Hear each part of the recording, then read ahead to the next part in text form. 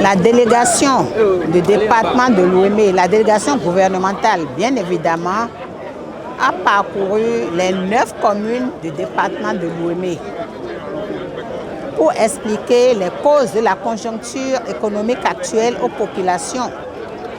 Parce qu'il faut expliquer pour que les populations comprennent ce qui se passe réellement. Nous avons parlé des 4 causes qui justifient aujourd'hui la cherté de la vie.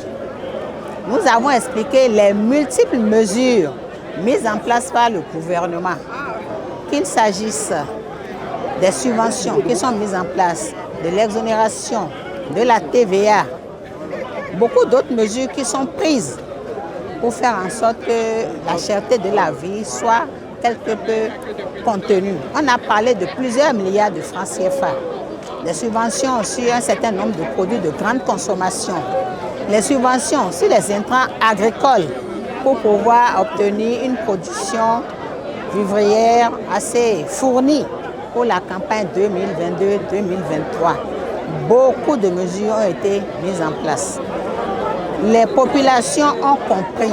Nous avons été d'abord bien accueillis au niveau des 9 communes.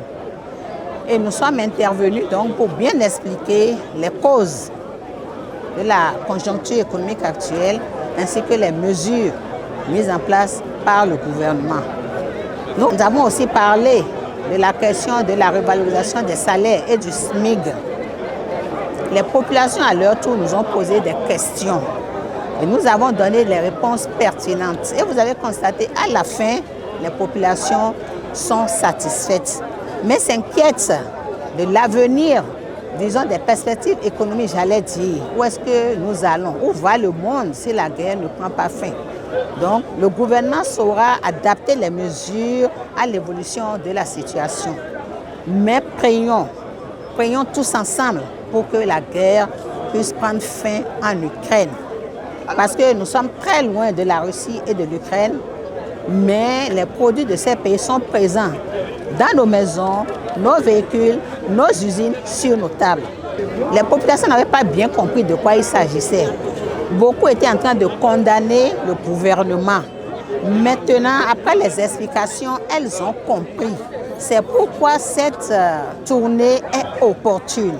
C'était nécessaire de venir à la rencontre des populations. Et à d'autres occasions, il serait nécessaire de revenir également vers elles.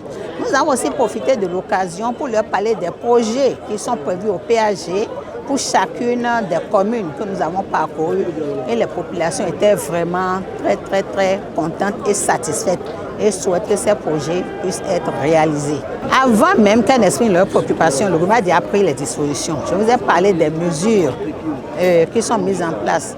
Et j'ai dit également que le gouvernement, en tout cas, veille au suivi ou à l'évolution de la situation et saura adapter les mesures à l'évolution de la situation économique pour laquelle nous n'en sommes pour rien, j'allais dire.